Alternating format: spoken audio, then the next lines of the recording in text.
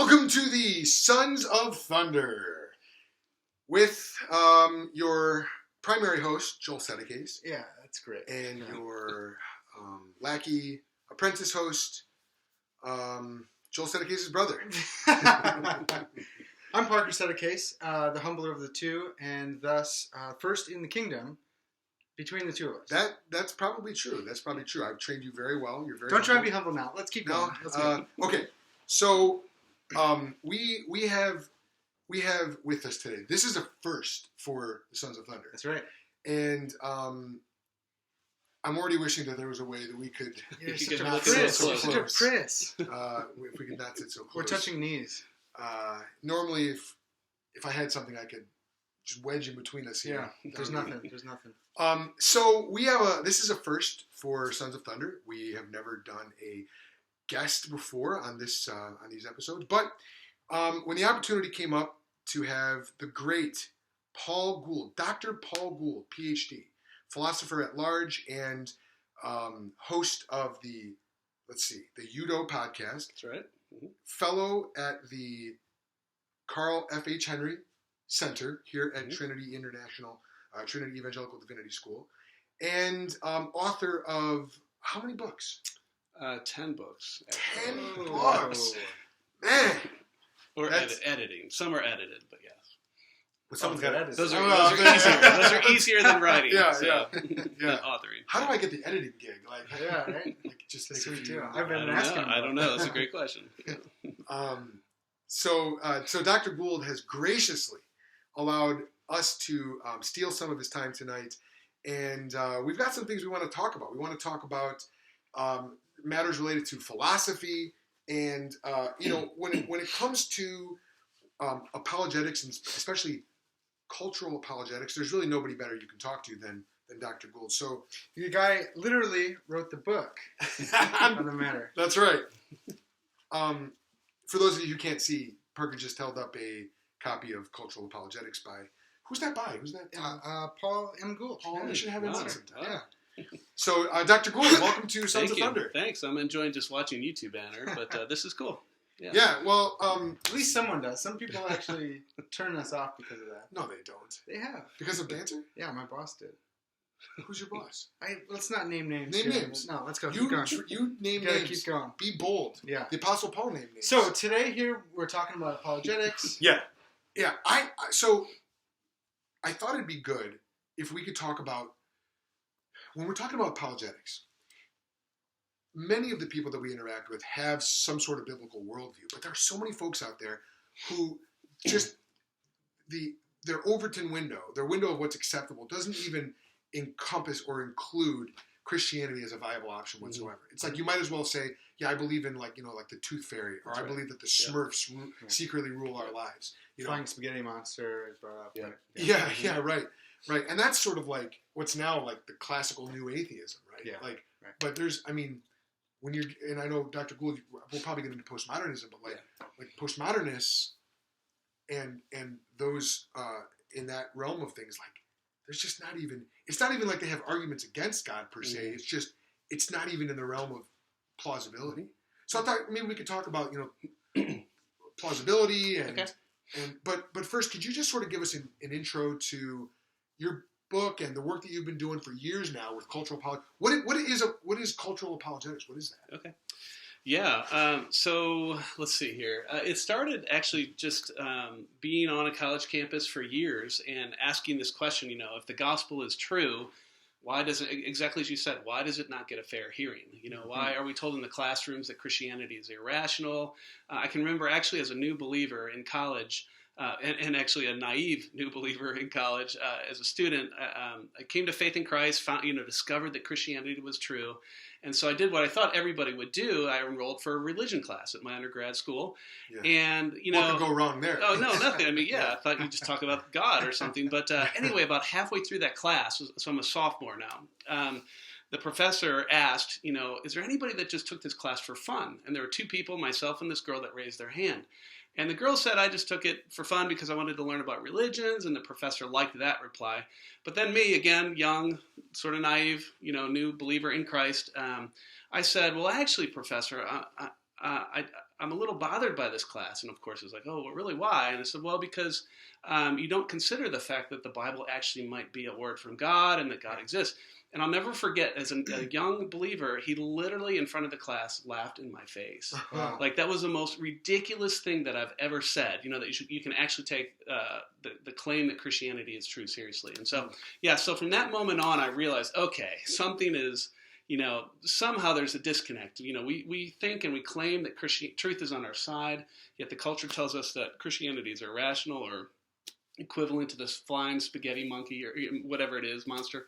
And so over the years, just really asking that question, how does the gospel get a fair hearing? And that's the question that drove me to eventually come to the book that I wrote on cultural apologetics. Okay. Wow. So how did you end up doing in that class? I don't remember. I think I probably got a B or something. I have no idea. Okay. I made it through, though. I survived. Yeah. Well, Dr. Gould, you talked about your time in campus ministry. Yeah. Can you tell us a little bit about that? What ministry and where were you at? Yeah. With Crew. Maybe you've heard about right. that. No Have you ever kidding. heard of that? Never heard of it. Yeah, so I became a Christian through Crew, and so and my wife did as well. And so we had a huge heart for college students. You know, that was the heart that was the time that God got a hold of our lives. And so when we graduated, got married, we wanted to go back and work with students, and so that's what we did. And what's interesting, so I come back actually to that alma mater. I went to Miami University in Oxford, Ohio, and Good Mac school. good math school. Mac school. Yes, Is it that the is. conference? That's right. Is Yeah, that we sports- wrestled against you guys and all that. conference? Yeah. Okay. Yeah, and so, but then, so I thought I'd be kind of a normal generalist for life, right? Just a campus minister or whatever, sharing the gospel and things like that. But quickly I realized, okay, well, I call it a beach ball that surfaced in my life. And the beach ball was suddenly, so my undergrad degree was in accounting, and I was a CPA actually right out of college. Oh, wow. And then we came on staff with this campus ministry. And then, but suddenly I wanted to learn, like, okay, when I would share the gospel, share my faith, I always loved speaking with those who thought they were intellectuals or actually were intellectuals about the gospel in the context of ideas. And so suddenly, I call it this beach ball that surfaced in my life. And the beach ball was a love of learning. Like, what is the truth about this? And how do we defend these claims? And because of all the generalist things we do, though, as campus ministers, I shoved that beach ball under the surface for about 3 years. It would keep rising up. I'd shove it down. It'd rise up. And finally, that third year, I'm like, okay, God, what's going on with these passions? I want to know. I want to defend the faith. I want to understand the world. And so I allowed that beach ball to hover, and I basically tested the beach ball. I taught a class on apologetics, learned some things about myself that I have abilities to communicate, learned some things about the students that they had real needs in that area. Now I'm giving you the whole story. You want the whole story of how we got to where I am? Okay, yeah, so this anyway. is great. Yeah. So, and then, so that was that third year. That year, there's a group of guys that I was leading through a Bible study on the Gospel of Luke. And in that Gospel, the author, Luke, does these what are called benchmarks, where he kind of pauses in the middle of the narrative and says something like, and Jesus set his face toward Jerusalem. And he says that like a number of times, kind of showing the methodical walk of Christ toward the cross. And one of those was in Luke 13, I think it's 30, 31, 32, somewhere in there, that we're looking at one night. So there's two things that happened that third year where God put us on this sort of path that we're on to get to a Ph.D. here in philosophy. But that night we're looking at that passage, and basically it's the scene where Jesus is talking to the Pharisees about Herod, and he says something like, "You go tell that fox, Herod, that I will continue on toward Jerusalem until I reach my end. My purpose, my telos," which for him which was the cross. Yeah. And we were talking about that passage, and one of the guys in the group said, "You know what, I bet you Jesus was pretty passionate when he said that." And it just kind of dawned on me that I will be most passionate about the things of God when I understand that unique telos or purpose for me. And so it's like the first track that God laid to say that this beach ball, these passions are actually part of that story. And then the second track that God laid actually happened that summer. Now we're on a summer project. I know you guys know what those are, but we're basically at a different location in Virginia Beach, teaching that class, testing that beach ball, and sitting at church one day. Somebody shared this quote, which you're a boomer, right? So you'll remember this quote. I'm not a boomer. It's from Cherry Joel's the boomer of the millennial generation. So since you're Let old, the record show that I'm very mature, and so sometimes people mistake that for. That's not it. All right. So remember when you were a kid and you watched Chariots of Fire, right? You remember that? So Yeah. I remember when that came out. It was that right around the time That was of... Ought 9. You're probably in high school, so whatever. Charlton, was that Charlton Heston? Who was that? I don't know. Come on, you know. I don't know. But anyway, so there's that movie. You might know the quote though. In that movie, there's this runner. He's a Olympic runner, but he's also feels called to be a missionary, and he's talking to his sister, and he says something like, when I run, I experience the pleasure of God. And so I was sitting at church one day, and somebody shared that quote. And I can remember, this is now that summer, asking, okay, God, what is it that when I do it, I experience your pleasure? And it was very clear. It was sharing the gospel in the context of ideas.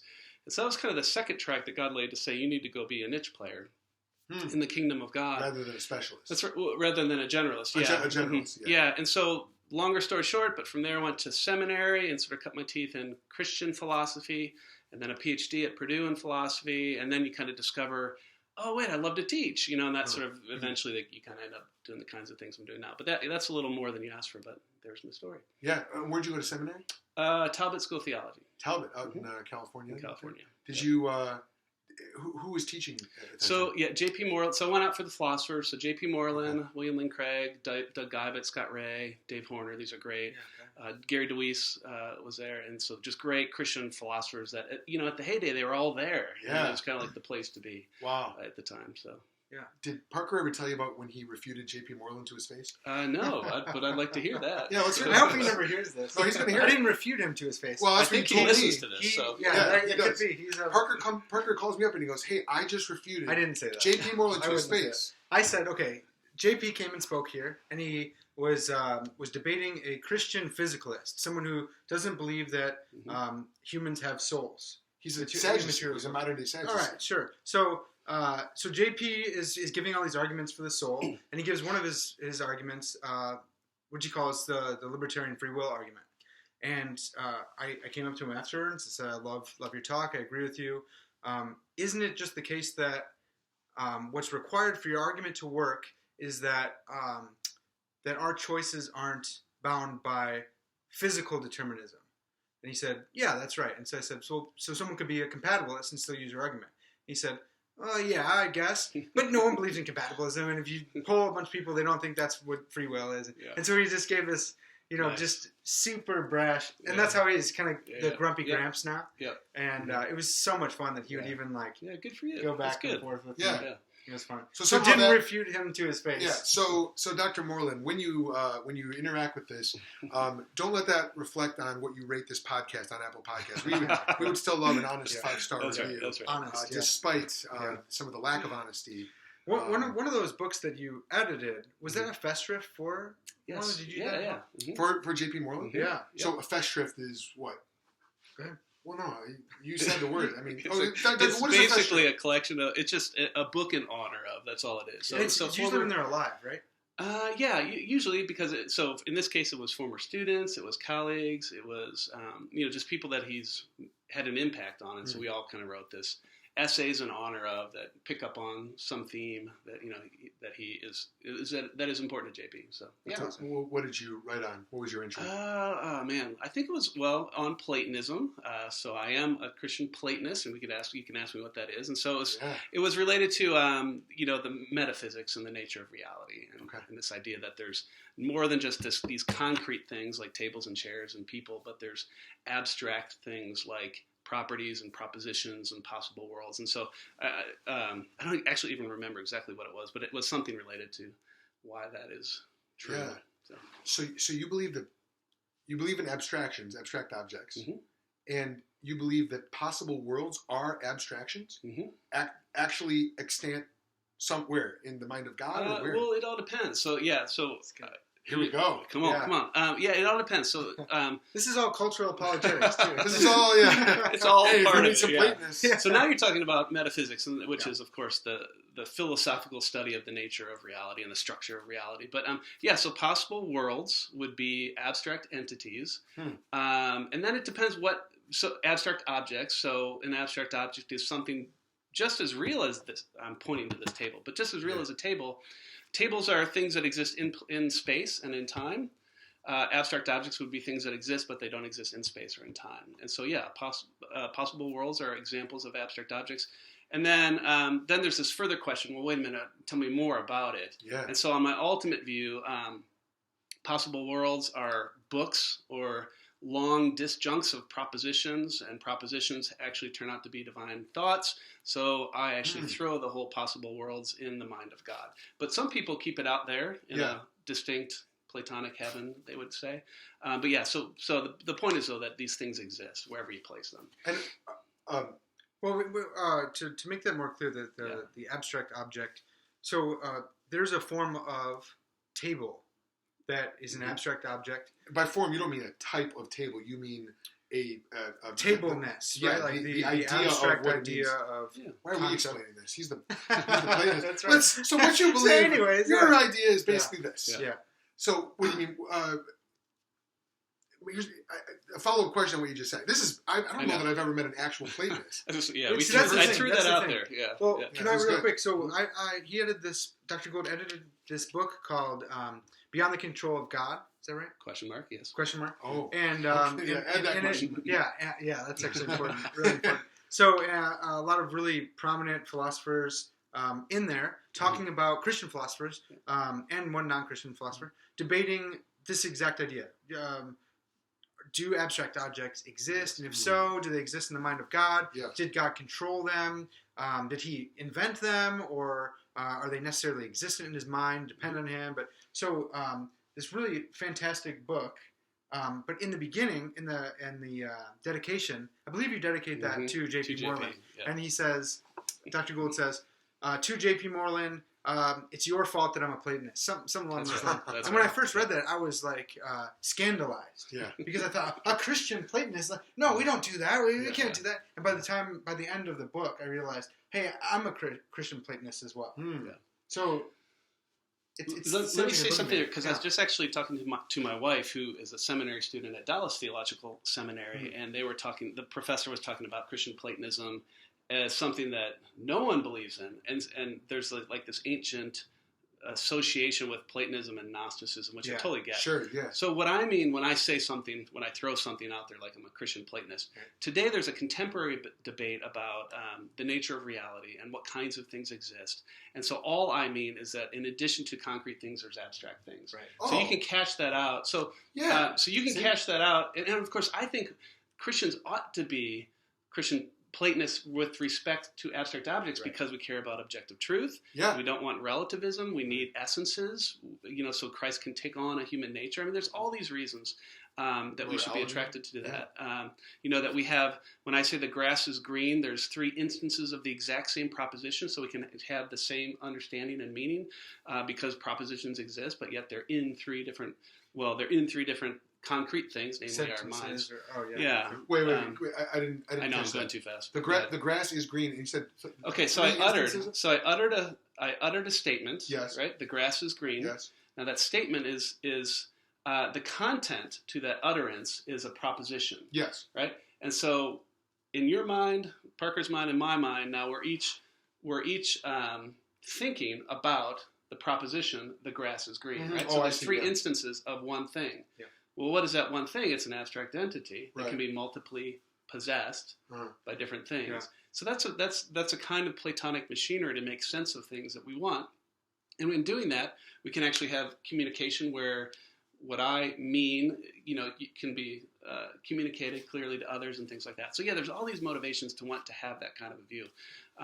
It's not taking it's not the Platonic idea that you read about in the Republic, that there's souls that pre-exist, that sort of spin into, the wheel and pop out in different bodies. That's not Christian Platonism the way that I'm understanding it. It's more like C.S. Lewis and Tolkien and all these guys who are actually within the same theme of taking the abstract realm and the concrete realm and blending them together and things like that. So why call yourself a Platonist?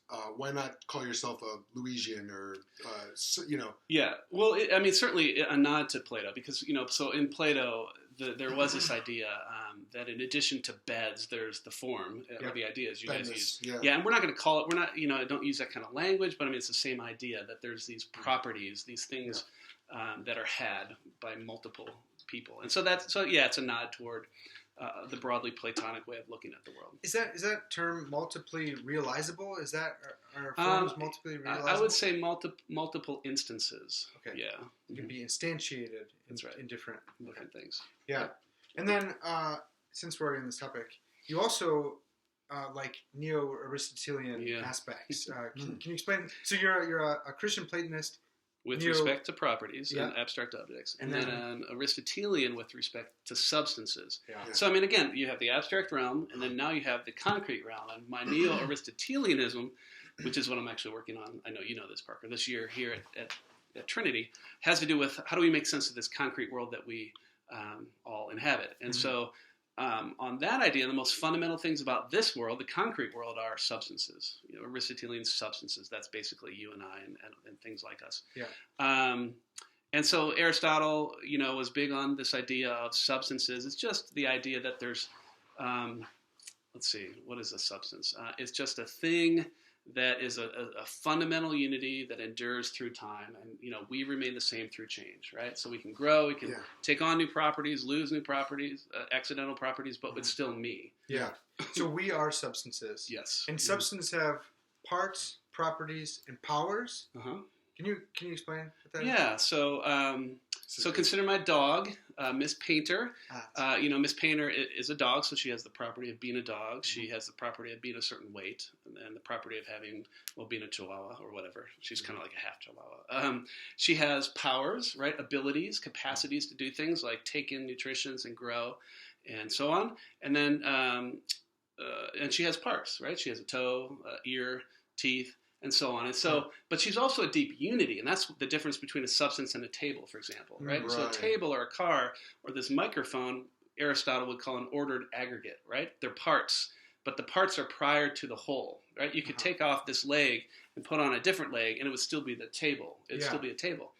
But for us, for substances, the whole is prior to the parts, right? In fact, all the parts of me and the powers and the properties get their identity in virtue of the whole. And that's why Aristotle famously said, we're going into philosophy. This is interesting. Aristotle famously said, a severed hand is no longer a human hand. Right? Because it loses its principle of unity when it's severed from the whole, of which it gets its identity. And so, and that's called a mereological whole? Are we mereological? Yes. Yep. So you've lost a part. It's no longer part of the substance, and so therefore it loses its identity, and it becomes a clump of matter. So a table is a substance or is not? It is not. On Aristotle's view, on my view, there's debates, but no, it's an example of an ordered aggregate. And so, if the table were to come to life, would it be a substance? There's again debate on that. It would certainly seem that there are substances that are inanimate. But every animate thing is a substance. So every animate thing that we're aware of. Would a virus then? A virus, there's a debate on that. That's one of those borderline cases. But I think the view is that viruses actually are not alive, although they have certain properties. But there is a little debate about some of the borderline things. People even debate. Viruses is actually a good one, that debate. But usually people would rule that on the other side of not alive. Okay. And there's reasons for that, but okay, So we got far afield. This is good. Fun. This is good. So right now, I know our listeners who are 23 years old and debating whether or not to do this or watch people play video games on YouTube. That's right. That's pretty much. Right. PewDiePie and right now, they're feeling like they just jumped in the deep end of the pool here, and here's my maybe concern is how is any of this relevant? I know how it's. I mean, it's great. I love this. This is awesome. Right. Does anything that we've talked about so far, does this in any way connect to our ability to think biblically or think Christianly or communicate and articulate the Christian message? Or have we stepped into another room and closed the door to anything that's relevant in our interaction? And which maybe that's fine, you know? Right. No, that's a great question. You're right, because we quickly jumped, up here, right? And so why does it actually matter to normal people? Well, so let's do it. I'll just list off a few things. Some of them I already said. So for example, I think that we need essences, right? When we say that Christ took on, in theology, so when we say Christ took on a human nature, what is that thing called in nature? And what is it that, if Christ died for humans, well, whatever he took on needs to be identical to what we are so that he could be a worthy sacrifice. So, we need essences. And in fact, I know there's debate about this, but in Genesis 1, where God creates according to their kind, and then according to the divine kind, that's essence language. Another reason that I already mentioned, but I'll just double click on it, is I think it secures, these are issues that matter, especially the stuff about abstract objects and propositions, because it secures the objectivity of our language. That my thought or my belief can correspond to the facts or the way the world is, because there are real relations called correspondence relations, that bring things together such that there is truth, and meaning, and so on. I think when we go to the concrete world and talk about substances and tables, you're like, well, who cares? How about the common sense pre-philosophical view of the doctrine of creation? In the beginning, God created the heavens and the earth, and then you start, listing off all the things that God creates. We're told that science tells us that the only fundamental things are atoms, or whatever the bottom level physics is, not really atoms. Yeah, the waves function now, right? Yeah, and that you're nothing but collections of atoms in the void or something. Right. But that's not, number one, that's not the common sense view. It's not even the plain reading of Scripture. Uh-huh. And so actually part of the project I'm working on this year is this question: when God created, what is it that he created? And traditionally the answer is he created substances. He didn't create little BBs that just sort of emerge into tables and chairs and people, but he created fully formed substances. Of course, there's a story because it unfolds in history over time. But so there's a place where, again, these deeper philosophical issues actually matter. And I will say one last thing. I can remember teaching this years ago, actually as a grad student at Purdue, and did the severed human hand thing. Yeah. And I had a student do exactly what you did. I don't care what Aristotle thought about a severed human hand. Why would anybody care about that? And I had one of those, every once in a while as an educator, you have one of those moments. Yeah.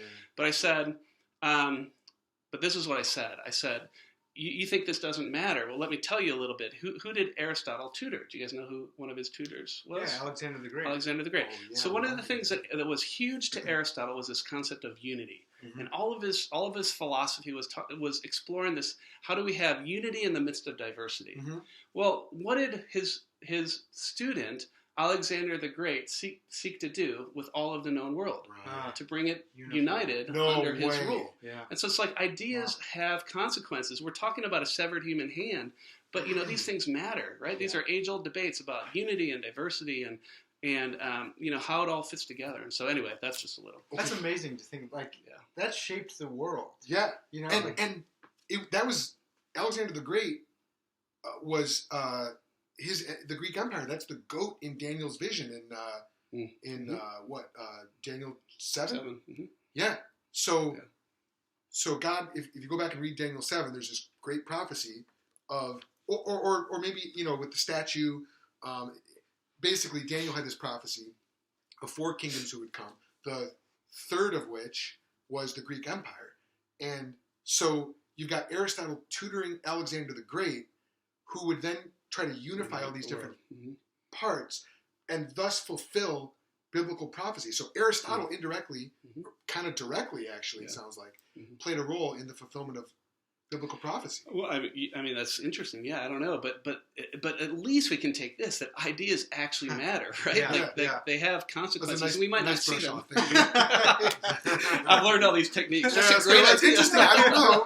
But let me distance myself. Yes. Plausible I just don't know. But, yeah. That's good. Well, I'm gonna jump on. Just trying to bring the parts together into a cohesive whole. There you go. Sorry. Look for the theme here. I want to jump on. Jump back to cultural apologetics, and then we can go loose again. Talking about Aristotle, talking about Plato. We can make that jump back to Athens.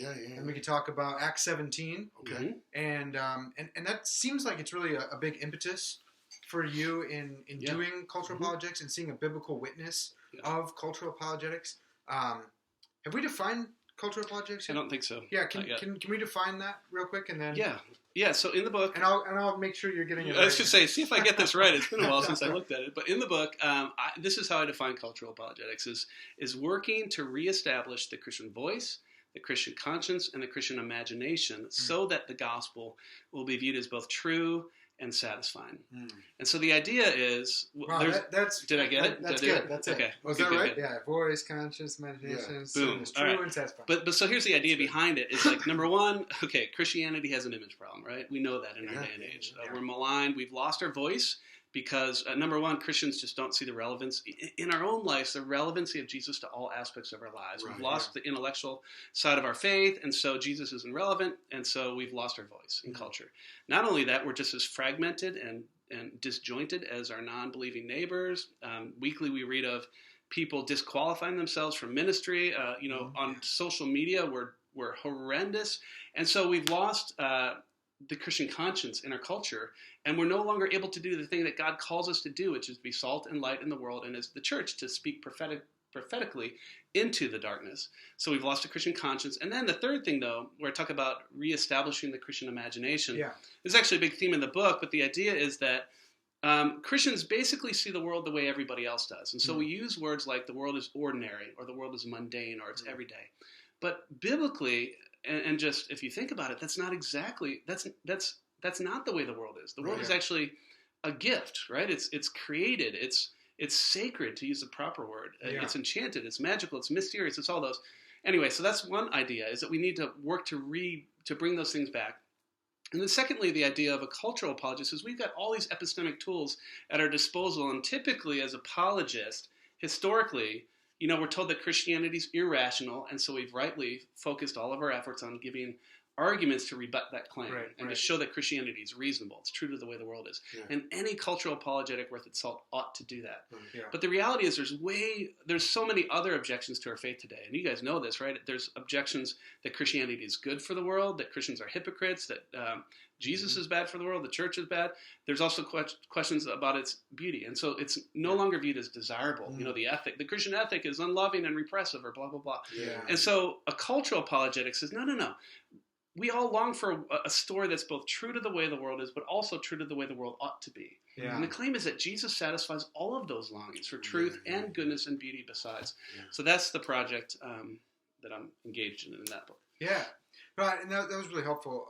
Distinguishing between, there's like the classical kind of proofs and apologetics and rational discourse, which you've said that we kind of abandoned, generally speaking. The apologists are still doing it, right? But if someone doesn't think it's beautiful, if someone doesn't care to listen, then they're not going to. It doesn't matter if you can use a cosmological argument to prove God's existence. So then seeing the vision for cultural apologetics, how do we go about doing that?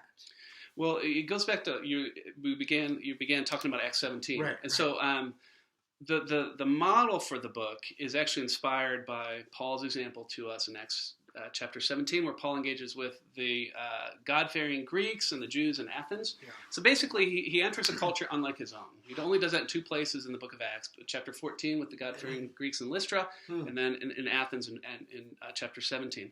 But what he does there is so interesting. He engages them. So here's the language that N.T. Wright says about it. First of all, he affirms what he can affirm in the Athenians, which was basically the religious impulse behind the idolatry. They had all these idols that they worshipped in the city. Just real quick. Yeah. Is Paul paying them a compliment there? Because I've heard, and I've taught this, when Paul says, men of Athens, I can see that in every way you are very religious. That's actually a slight. That's like saying you're very superstitious. These people were supposed to be philosophers, not religious. So here's the way that I read it, is that, and this is so helpful and important, Paul is identifying a starting point from which to build a bridge to Jesus and the gospel. And so he affirms something that he can affirm, the religious impulse behind that, but then he says, let me tell you about this idol that you worship is unknown, let me tell you the true nature. And so what he does then is builds this incredible bridge from that starting point to Jesus and the gospel. And he does that, he outflanks their thinking, he confronts their rank idolatry. But what's so cool is he quotes effortlessly in building this case, which you can read, and I talk a little bit about it in the book. He builds his case effortlessly, and he quotes the pagan philosophers and the pagan storytellers and reinvests them with meaning. And that's the kind of thing that we want to learn to do, is take the good things. And so my model is like that. Like Paul, we need to, number one, understand our Athens, just like he did. And number two, We need to identify starting points in our Athens and then build bridges like Paul to Jesus and the gospel. And so I basically identify three starting places, these deep longings of the human heart for goodness, truth, and beauty, and then show three bridges that we can walk, or planks that we can walk to build a bridge to Jesus and the gospel. Is there a correspondence at all between goodness, truth, and beauty and the Christian voice, the Christian conscience, and the Christian imagination? Yeah. Yes. So this is one of the great insights, too, as I was researching and wrestling and thinking about the book was Peter Kraft, who's a philosopher who I enjoy reading. He has this little chart in Back to Virtue, which is a book he wrote, where he talks about how God has given us three prophets of the human soul. God has given us the longing for truth, and of course a guide, reason, that God helps us on our quest for truth. Yeah. And then God has given us a conscience that longs for goodness. Yeah. And then God has given us the imagination on a quest for beauty. And then, of course, if we put our theology caps on it, one of my favorite quotes is in Augustine's The Confessions, where he says of God, he says, "You are the beauty of all beautiful things. Mm-hmm. You are the good of all good things, and and I would just add the truth in which all truths point." Mm. And so, if you think about it, we all long for these things, and the source of goodness, truth, and beauty is Christ. And so they do correspond. Voice or reason, and then conscience on the quest for truth, and beauty, imagination on quest for beauty. Yeah. And I mean, talking to two guys who follow John Frame pretty closely and try perspectivalism. We talked about that on the podcast. Mm-hmm. So seeing these three just make my mind explode. Mm-hmm. We're both getting super triggered right now.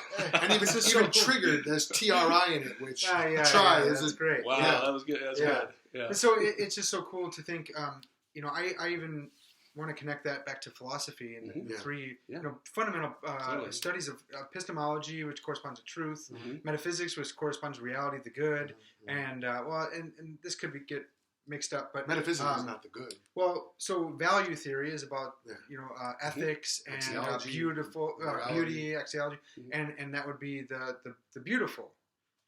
It might not be a super tight correspondence, but even in our longings and seeing that philosophy is born out of this kind of nature that we've been given by God to pursue truth, beauty, and goodness. Yeah, so I love, I teach philosophy, obviously, and we sometimes when we start teaching that, you talk about the etymology of the word philosophy. You guys know this, philo or philein and Sophia, the love of wisdom. Yeah. But it's interesting, in the Republic, it's actually Plato's way more scandalous than that.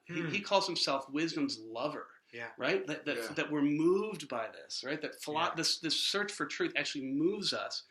And then you go to Scripture and you read things in Colossians 2:3 where Paul says, "In Christ are hidden all treasures of wisdom and knowledge." Right? Yeah. And so there's this beautiful coming together of these things that move us. We long to know the truth, and actually I think our culture has suppressed that longing through social media and Netflix or whatever. But we can awaken that longing. Yeah. In the same way that we awaken through story, the longing for beauty, and then through our actions and our lives and things, this longing for goodness. And that sets them on a journey that ultimately ends at their source, which is Christ. And so that's kind of a cool way to think about it. Yeah. So you have kids, yes? I do. Mm-hmm. If you don't mind me asking, how old are they? They're actually 20 down to 13. Okay. So pretty solidly Gen Z. Yes. Okay. So there's all this talk nowadays. Millennials, which is what we are, contrary to popular belief, millennials have been the punching bag of everybody because, we supposedly need our safe spaces and our bubbles and ponies and stuff like that. And that's really more your kind of millennial than participation trophies. Yeah, your participation trophies. But Gen Z, they're coming out like a bat out of hell. Nobody knows what to do. Bat out of... Can you say hell? I don't know. I don't know if I can. Hell's a real place, though. It's a real place. That's right. I wasn't using it as profanity. Just flippantly talk about hell. It's a real place. And it's not... Yeah, I don't take it lightly. That's why Gen Z... So Gen Z is coming like an unexpected force, if you will. Sure. If there was another metaphor, we might use that. Hades or... Yeah. That's real. Yeah. Don't say Hades. And, okay. I spend enough time on Instagram and on social media to have wandered into the Gen Z nether regions of like Instagram, for example, where you start getting into these memes, Mm-hmm. and I like a good meme. Parker posts all these hilarious. He's memes. actually pretty good at it. Yeah. Super good. But Parker's a millennial, and so his memes. He's a digital native, yeah. Very much so. Yeah. But the millennial memes are they're conveying even if it's done out of a parody or satire, it's conveying truth in some way, and that's why you like them. Yeah. But then you look at the Gen Z memes, and they are the most bizarre, random. I don't see. So here's where I'm going with this, and I'm not attributing this to your kids by any means, but you've got experience with Gen Z. Obviously, yep. you're raising them in the admonition and nurture of the Lord. But how do you build bridges using truth, goodness, and beauty, cultural bridges, to those who have largely abandoned the idea of objective truth, objective beauty, and objective goodness? Yeah. How do we even show that Christianity is plausible? Because truth, goodness, beauty, reason, logic, these are plausible structures. Right, totally. Yeah, I mean, that's a great question. I think, and here's the kind of freedom of the model. Like, there's not just one plank, right? We've been told that there's one plank, and it's one that we ought to walk and we need to walk, the plank of reason. Yeah. But there's all these other ones. And so in where people of the book living in an age of video or an age of TikTok, I don't even know what age it is, TikTok. But just whatever, where people spend more time on YouTube or whatever than they do reading, for sure, right? Yeah. So there's a real cultural moment. There's a real moment though where, wait a minute, we own, ask this question, of all the stories out there, which one actually understands you, right? Which one's actually alive, right? And that's the gospel story. And so we own beauty. We own art. Like, we should be telling the best story. We should be having the best YouTube. This is probably not it, but the best YouTube videos, artistically. Right? Because, so in other words, use all these things point to the divine. Okay. In some way, and so I would just start where they're at. And so sometimes we can shock people into an engagement with reality through awakening these longings in unexpected places. And I think for this generation, Generation Z, that's going to be through video, through art, through music, through the aesthetic currency of our culture. And so use that, right? We own that. And so and it doesn't even have to be religious half the time. Like, for me, I can remember, so I'm going to date myself here, as a 9-year-old watching Star Wars in the theater, if you can believe that. The first one. I know, so old. Jar Jar Binks? What was that? This is the original one. Oh my goodness. But so Luke Skywalker staring at those binary moons, right? Which they came back to, and finally at the last one here. Longing with him to live a life that matters. Now that's the gospel longing, right? To live for a story deeper, bigger than ourselves, right? That's the deep longing of the human heart. So I parse the longing for goodness in the book into 3 sub-longings. The longing for wholeness. All of us long to have our lives put together in the right way. The longing for justice, right? We want to see the world turn right side up. Yeah. And then the longing for significance. Like, we want to live for a story that's bigger than us. And so for me, it was a non-Christian source, like a medium, although the hero's journey, I think, is just the gospel, and Star Wars taps into that. And so it can be all these things.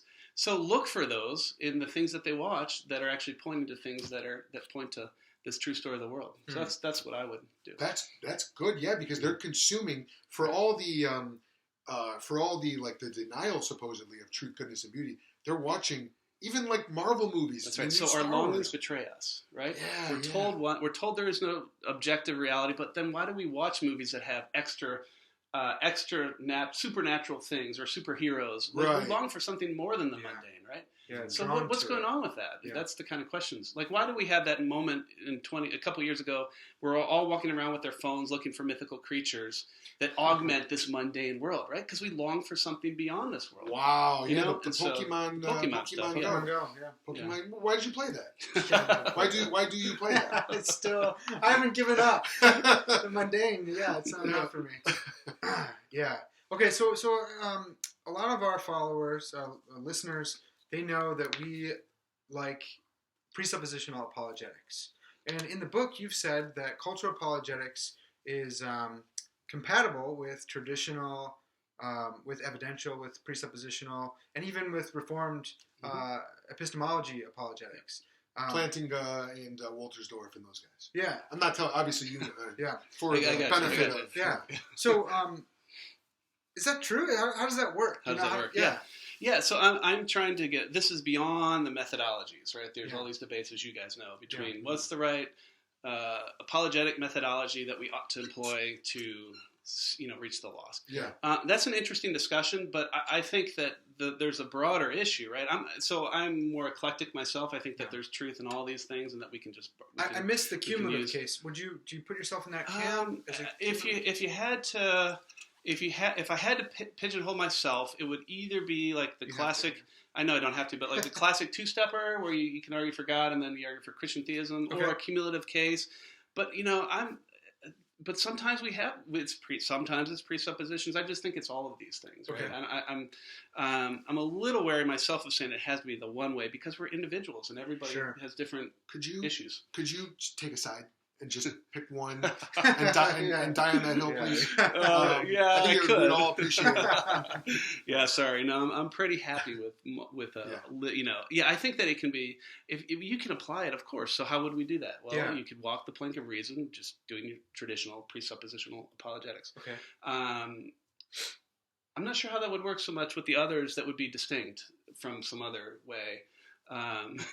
You can't have art unless I don't know. I don't exactly know how you do it there, but Well, figure it out, right? True. Yeah, right. Yeah. I mean, that's you interact. Well, with... so I was really encouraged by that when I was reading the book, and found that I've been practicing a lot of the stuff that you've been talking about, just because I work with a lot of Gen Z as well, and because I also love the Bible and I read Acts 17, and so as a presuppositionalist. I'm not like a Bonsinian. I believe that we can use evidences as a presuppositionalist. Yeah. But so for me, I always think of it as proper context.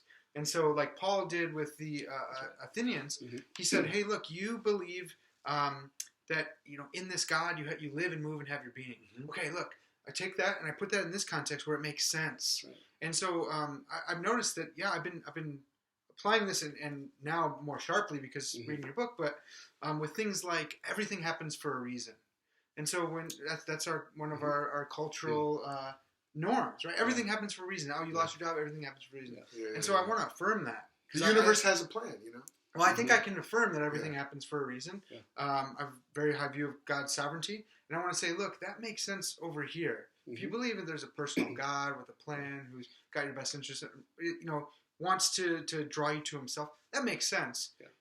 Given your worldview, given how you see reality, can you make sense of that? Yeah, I think that's great. Yeah, so I view apologetics proper as showing the person where their ship is sinking. So that's kind of the would that be the offensive? That's the offensive, and then then building your case or something like that. Yeah. So cool. I'm pretty happy with it. That's awesome. Yeah, really. Yeah. All right. Yeah. Cool. Well, can I keep driving? If you must, yeah. Okay. We're getting kind of sick of hearing from you. We're running low on time here, so I wanted to. Joel and I have been talking. We haven't got a chance yet to finish our talk on time. I figure we have a metaphysician here, someone who studied metaphysics. And then also, if we do have enough time, I would love to talk about propositions and logic. We don't. Well, okay, we'll see. So I promised this man dinner. Do you remember where you ended with your diatribe of... Here, I know. Okay, so we talked about metaphysical time, and we talked about...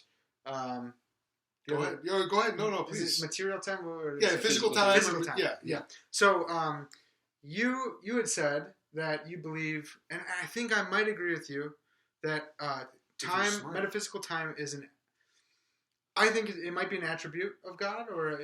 Well, this is, as good Christian Platonists, what we I think he disagrees. Well, so this is, I was trying to, set the stage as poison the well against the doctor here. Yeah.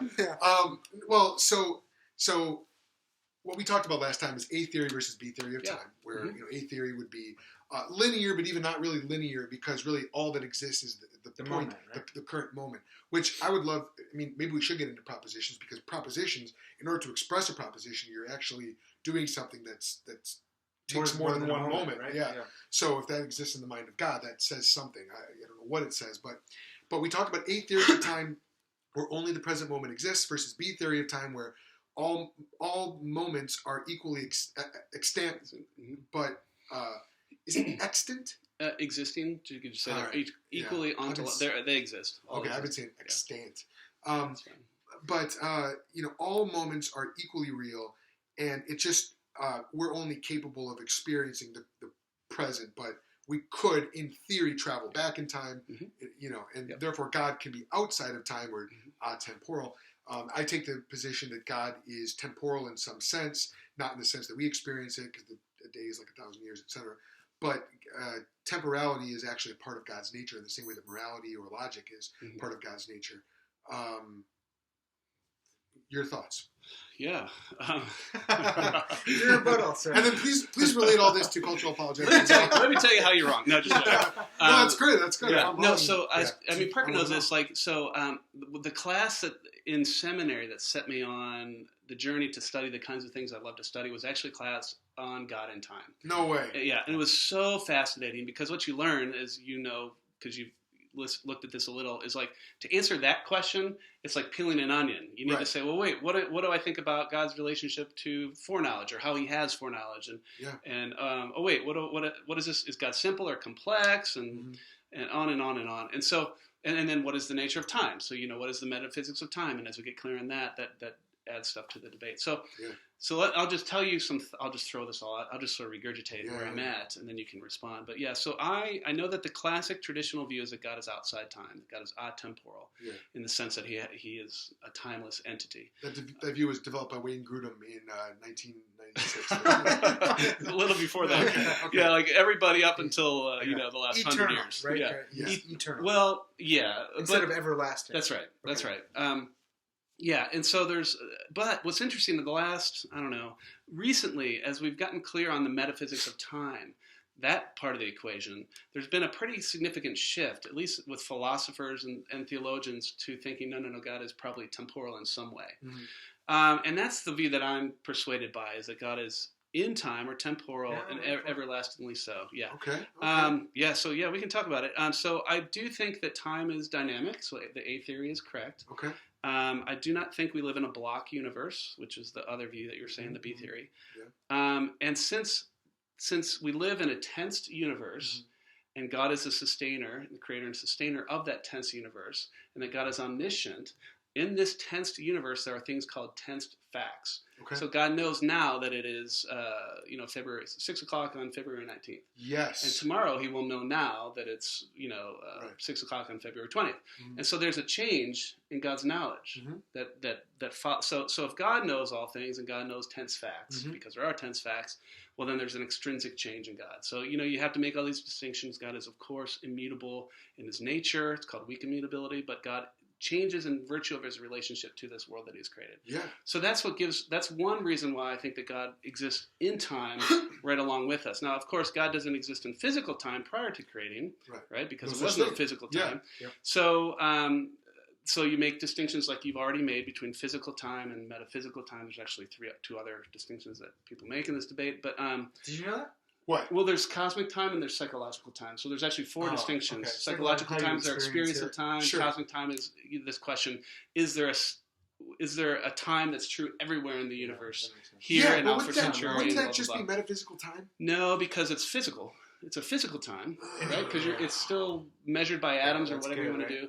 Okay, yeah. But we can get into that. Then there's relativity and all that. Right, exactly. Let me go back to the time. So I think God exists in metaphysical time, everlasting. Sure. Yeah. And right now it parallels physical time, but it's distinct.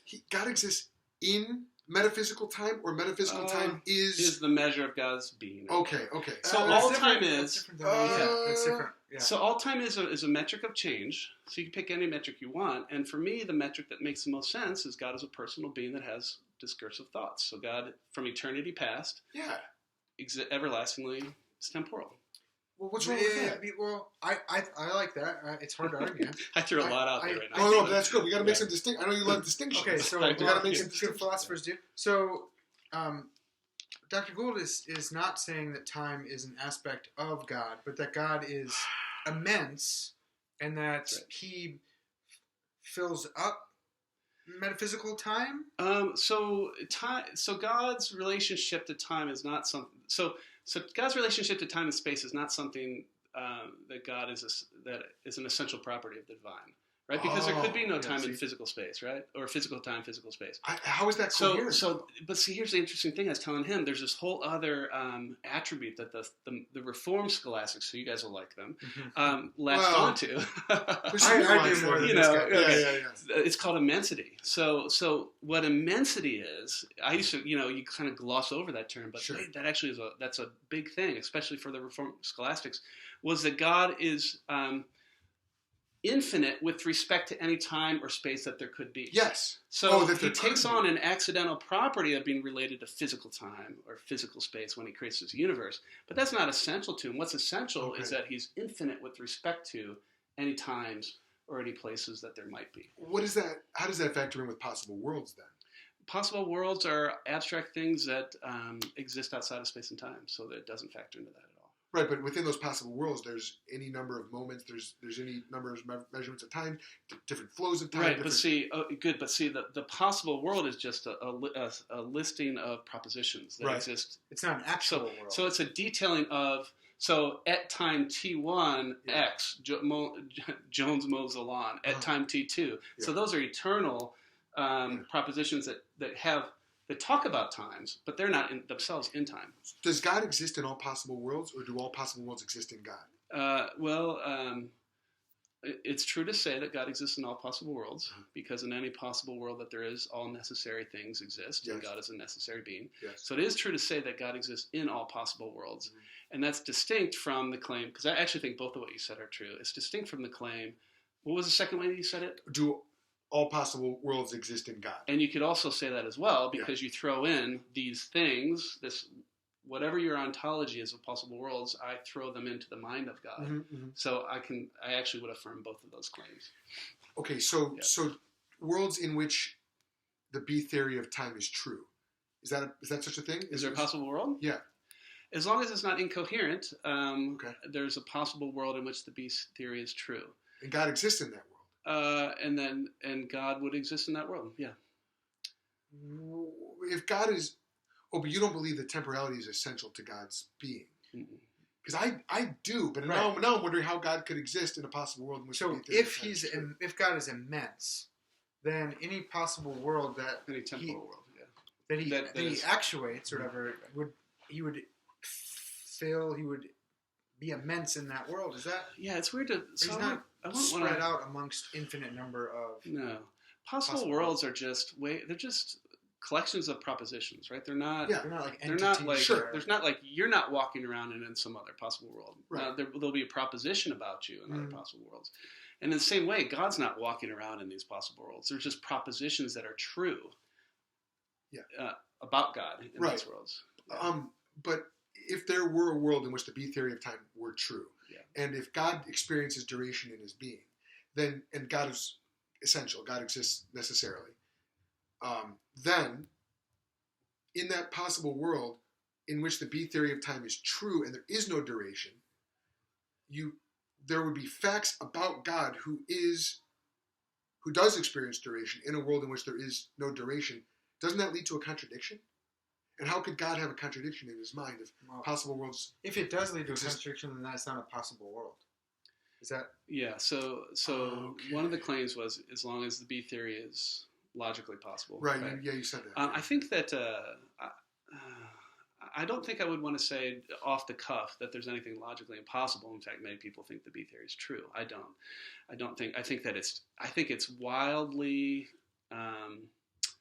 It leads to wildly counterintuitive views about human persons, for one. Yeah. And then I actually do think you can't say that we live in a B theory block universe, and I think that there's package deals. Either the physical world is the A theory, and God is in time, or the physical world is B theory and God is outside time. I don't think you can have a dynamic world and a timeless God, or vice versa. Right. I do think that is a contradiction. Okay.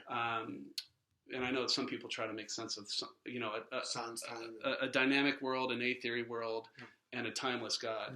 I don't think you can have that. And I also don't think you can do the reverse with a B theory world and a temporal God. Yeah, right. So I think they're package deals, but I do think there's worlds possible. There's ways things could be where God creates a timeless block universe. Of course, creating a timeless block universe is kind of weird because it would be co-eternal, right? So Yeah. which I'm actually okay with co-eternal creation. That's a whole other thing that's slightly weird, but that would be a little odd, right? But there's no contradiction in that.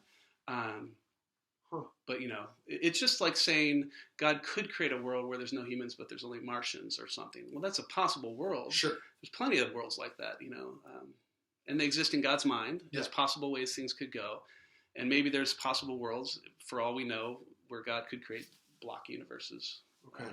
You don't see it as necessarily self-contradictory, or I'd have to think about that. Okay. I'm not sure. I think there's something interesting there that you're wrestling with, but I'd probably want to sit back and think it through slowly. Yeah.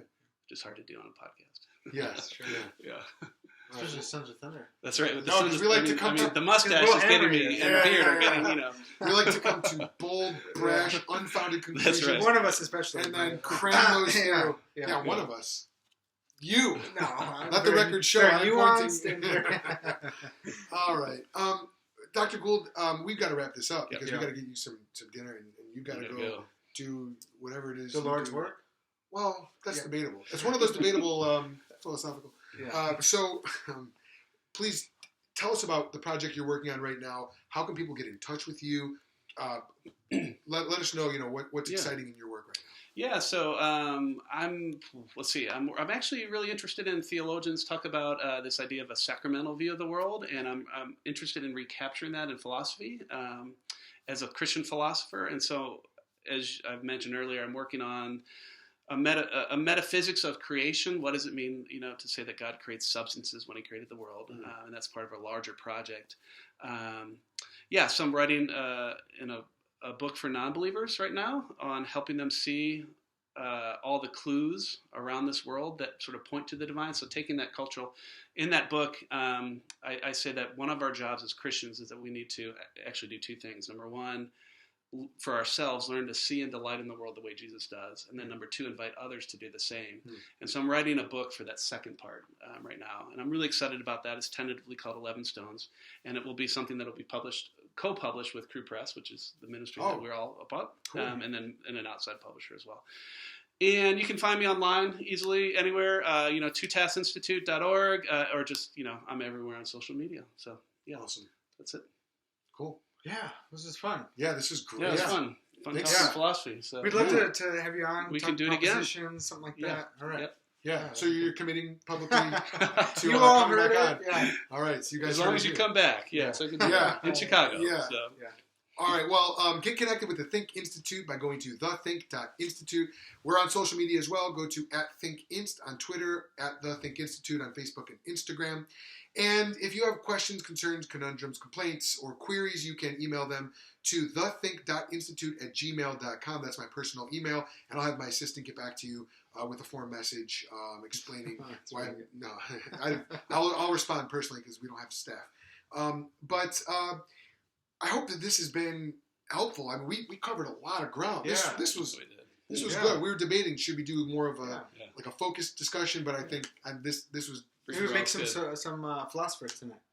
yeah. Someone will hear this and become the Yeah. next Christian philosopher. Yeah, the next, maybe not the next Paul Gould, but probably the next, at least Parker Settecase. Or Joel Settecase. That's the bottom of the barrel. Yeah, I agree. So get connected with us, thethink.institute. Subscribe to my regularly sent out email. Well, how somewhat long is this plug, irregularly dude? Let's wrap it up. sent out email. You know where to The Think find us. Update. Thanks, Go everybody. to. It's a spiritual journey that you're on, and we're equipping you for it. All right. Until next time, I hope that it contextualized your view of God's temporality. Yeah. Next time we'll talk about is metaphysical time. Next time, just cut to the chase. All right, go back to watching PewDiePie now. Yep. All right. All right.